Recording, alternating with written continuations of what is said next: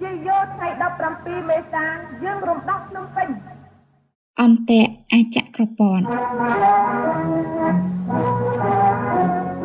ខែចែកចូលឆ្នាំចាស់ចូលស្រឡះក្នុងឆ្នាំថ្មីពួកខ្មែរក្មេងប្រុសស្រីនាំគ្នាទទួលទេវតាក្រហមថ្ងៃ17មេសាវេលាម៉ោង9ពួកខ្មែរក្រហមចូលដល់បេះដូងទីក្រុងភ្នំពេញ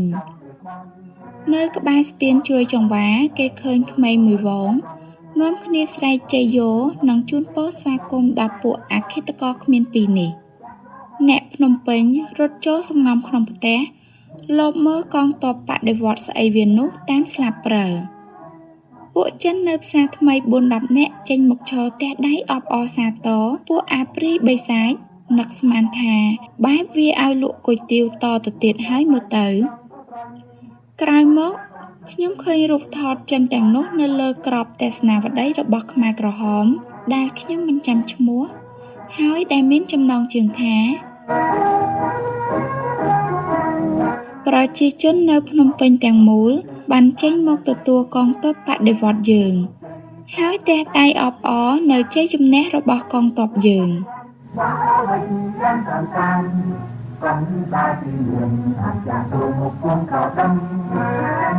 មកដល់ផ្សារថ្មីខ្ញុំឃើញពួកខ្មែរក្រហម 3-4 នាក់ចូលទៅវាយកញ្ចក់ហាងលក់នាឡិកាមួយ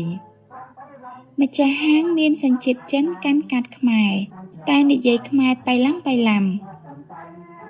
លុះឃើញខ្មែរក្រហមវាយទូនាឡិកាចិននោះស្ទុះវឹងទៅប្តឹង PM អាខ្មែរក្រហមអាចឹកឃើញបិសាច 3-4 នាក់អង្គុយលើឡានស៊ីបប្រឹងស្ទុះទៅនិយាយមហោបព្រោះហត់ខ្លាំងណាស់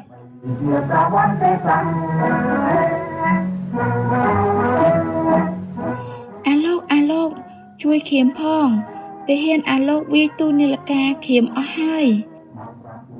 និយាយមិនទាន់ផុតពីមាត់ផងអាខ្មែរក្រហមមួយវាលេងចឹកនោះមួយជើងផាំងចំក្បាលពោះអាចឹកស្រែកអូយរត់ទៅផ្ទះវិញយ៉ាងប្រញាប់ជាមួយគ្នានោះគេឃើញទាហានលន់ណល់ 2-3 នាក់ដើរកាត់ផ្សារថ្មីអាក្រហមឃើញទាហានវាហៅឲ្យឈប់ដោះខោអាវអាចកពតចេញឲ្យឆាប់ខ្មែរក្រហមម្នាក់ស្រែកទាហានម្នាក់រៀងចំណាប់បន្តិចទៅហើយខំដោះខោអាវយ៉ាងលឿនដោះមិនទាន់ស្រួលបួលផងស្រាប់តែលើសូរផាំងទាហាននោះដួលស្រប៉ាប់ទៅលើដីប្រកាច់ដាច់ខ្យល់ភ្លាមយល់ស្ថានភាពមិនស្រួល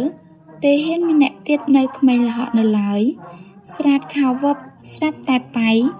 ចេញតាអីសីលេចធ្លោកណ្ដាលវាលព្រោះឥតខោស្លីបអាខ្មែរក្រហមតប្រាជ្ញាស្រាប់តែវានាំគ្នាសើចកាច់កកាច់សរង់នៅមុខរោងកុនហាវ៉ៃគេឃើញអាបិសាចខ្មែរក្រហម 3 នាក់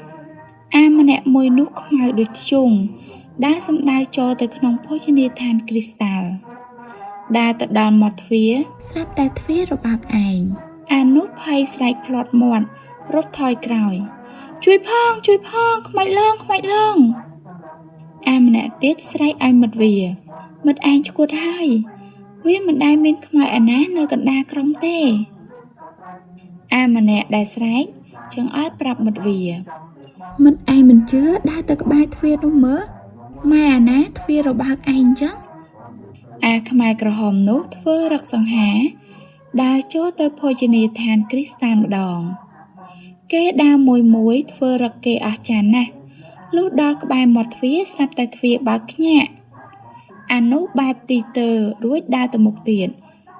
ស្រាប់តែមិនដឹងចៃដន្យអីទ្វារបិទមកវិញគៀបវាជាប់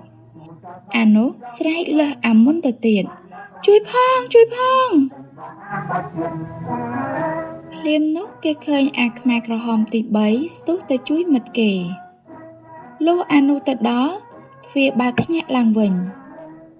វាក៏ទាញមិត្តវាចេញហើយស្រែកក្តែងថាមិត្តឯងប្រយ័ត្នឲ្យមែនតែនព្រោះអាចកពតចាញ់ហើយវាដាក់អន្ទាក់យើងនៅគ្រប់កន្លែងផ្សេងទៀតមានអាមួយក្រុមទៀតចង់ជិះម៉ូតូស្ទុះទៅស្នើម៉ូតូពីម្ចាស់គេលុះបញ្ឆេះម៉ូតូមិនកើត វារយម៉ូតូចោលទិញណាត់ទិញណែងនៅយប់ថ្ងៃ17មេសាពួកខ្មែរក្រហមមួយក្រុមបានទៅគោះទ្វារហាងម៉ូតូមួយក្បែររោងកុនកំពូលពេជ្រដោយម្ចាស់ហាងមិនព្រមបើកវាក៏យកកាំភ្លើងបាញ់ទ្វារទាស់តែរបើករបាញ់ចូលទៅឆក់ប្លន់ម៉ូតូនិងសម្លាប់ម្ចាស់ហាងនៅយប់នោះអ្នកភ្នំពេញជាច្រើនរូបណាស់ដែលត្រូវពួកអាបិសាចបាញ់ចោលដោយសារហ៊ានរឹងទទឹងមិនព្រមឲ្យនីលការឬម៉ូតូទៅពួកវានៅពេលដែលវាហាមាត់ស្នើក្រោយមកអ្នកភ្នំពេញឮតែវាស្នើនីលការដោះឲ្យវាគ្មានមើលម៉ោងអ្នកខ្លះឥតហ៊ានពាក់នីលការ